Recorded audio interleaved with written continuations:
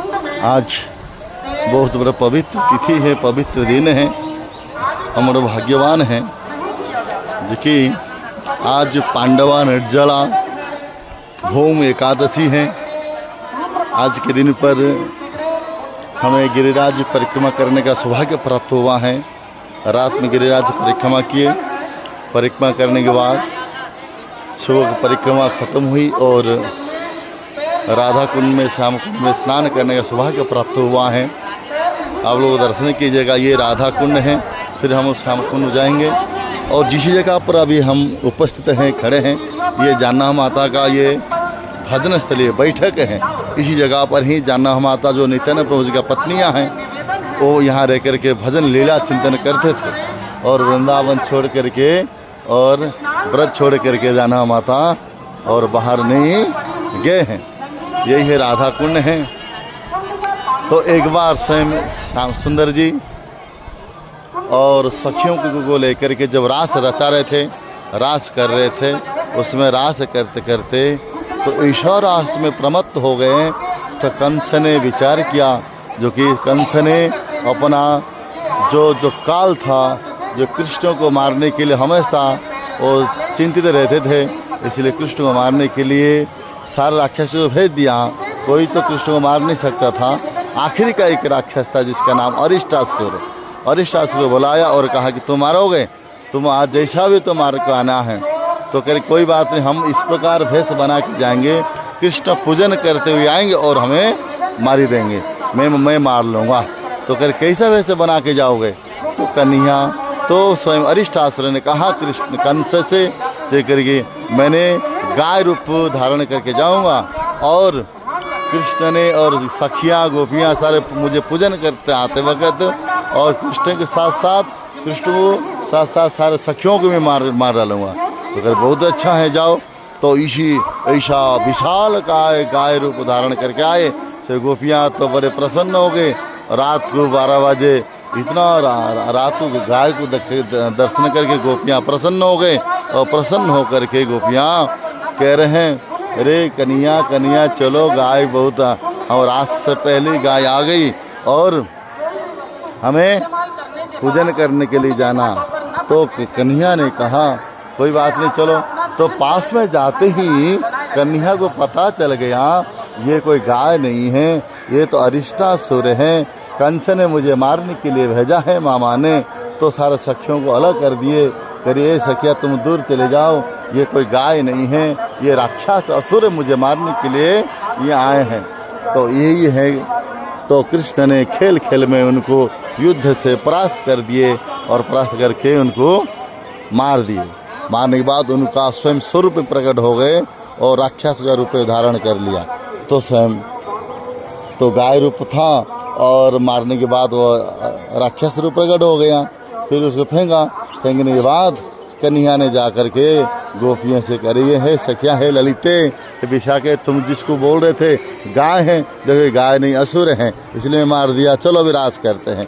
सारे सखिया मिल कर के ताली तो बजाए।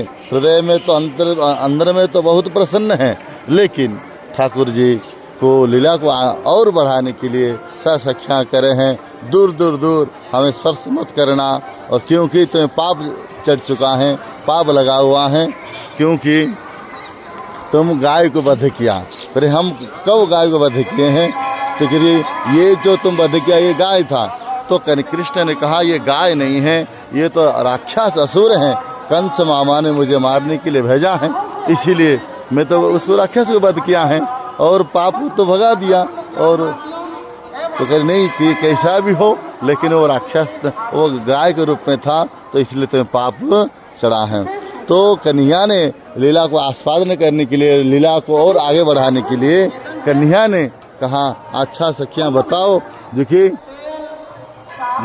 हमें पाप से कैसे दूर होंगे, पवित्रता कैसे होंगे। सारे सखियाँ मिल करके ललिता सखी विशाखा चित्रलेखा चम राधा रानी सारे मिलकर कह रहे हैं एक उपाय ढूंढा, करी जाओ संसार में जितने तीर्थ हैं सारे तीर्थ में स्नान करके आओगे और सारा संसार में तीर्थों में स्नान करने के बाद और तुम्हें पवित्र होगे, पाप मुक्त होगे। तो कृष्ण ने कहा कोई बात नहीं। और आपकी जो इच्छा वही, लेकिन हम वृंदावन छोड़ के तो कहीं बाहर नहीं जाएंगे। वृंदावन परित्यज्य पादम एकं न गच्छामि, वृंदावन छोड़ के एक पैर भी आगे नहीं बढ़ते हैं। लेकिन क्या करेंगे? तो कृष्ण ने तो गोपियाँ कहा कोई बात नहीं, सारे तीर्थ गए ही बुला लो। तो कृष्ण ने पहले अपना बंसी से श्याम कुंड को प्रकट कराया और बंसी बजा करके सारे संसार के सारे तीर्थों को यहीं जगह बुला लिए और पूरा भर गया। और कृष्ण ने सखाओं के संग में बहुत जल क्रीड़ा किया और पाप धो गए। उसके बाद सखियाँ कह रही है राधा रानी से, राधा हे राधे जो देखो कृष्ण तो कैसे कुंड खुदाया और प्रकट करा करके सखाओं के संग में बड़े आनंद से जल क्रीड़ा कर रहे हैं। क्या हमारे भाग्य में नहीं है तो हम भी स्नान नहीं कर सकते, कुंड नहीं कर सकते? राधा ने कहा हमसे कोई कम नहीं है। तो अपना लेकिन तो बांसुरी में खुदाई किया है, राधा रानी कैसे करेंगे? तो राधा रानी स्वयं अपना कंगन से, अपना जो कंगन जो कांच है, जो हाथ में जो पहनते कंगन से स्वयं राधा रानी ने और सखियों को लेकर के यही जो कुंड दर्शन कर रहे हैं, इसको कहा जाता है राधा कुंड या कंकण कुंड कहते हैं। और स्वयं राधा रानी ने इसी कुंड को कंकण से खुदाई किया था, इसीलिए कंकण कुंड राधा कुंड कहते हैं। बोलो राधा कुंड की, कंकण कुंड की, श्याम कुंड की। और इसी जगह पर ही स्वयं और यहाँ फिर लेकिन तो कुंड तो हो गया लेकिन जल नहीं था, कैसा करेंगे? तो कृष्ण तो राधा रानी सखियों श्याम सुंदर ने कहा हमारा जल ले लो। तो करेंगे नहीं, तुम्हारा कहा, तुम्हारा तो पाप चढ़ा हुआ जल है, तुम स्नान कर चुके हो, तुम्हारा जल हमारा कोई प्रयोजन नहीं, हम कोई काम नहीं है। लेकिन जो राधा रानी की थोड़ी बांसुरी है, बांसुरी से बुला सकते हैं, बंसी बजा करके सारे तीर्थों को, है नहीं? तो मानसी गंगा से, जमुना से और सारे गंगा को जमुना को यहीं लेके आए और लोटा से, घड़ा से, लेकिन ये कुंड कैसा भरेगा? हो नहीं सकता है। तो सारे सखियाँ मिल करके कृष्ण से कहा हे कृष्ण जी की आप थोड़ा श्याम कुंड से थोड़ा बांसुरी छेद कर दो, जो श्याम कुंड का जल राधा कुंड में आ सकते हैं।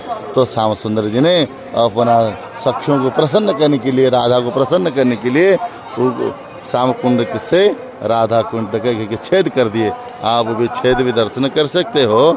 देखिए वो छेद है, देखो ये छेद है यहाँ से। तो श्याम कुंड से जल आ गया राधा कुंड और यहाँ पर सखियाँ स्नान किए और सभी राधा कुंड राधे राधे दंड प्रणाम। तो श्याम सुंदर जी तो सखियों को कृपा करने के लिए, गोपियों को कृपा करने के लिए और भक्तों को आनंद प्रदान करने के लिए, हम लोग जैसे बद्धजीव को कृपा करने के लिए ऐसा कुंड प्रकट कराया। ये कुंड में सारे तीर्थ निवास करते हैं, जिस संसार जितने तीर्थ हैं सारे तीर्थ निवास करते हैं।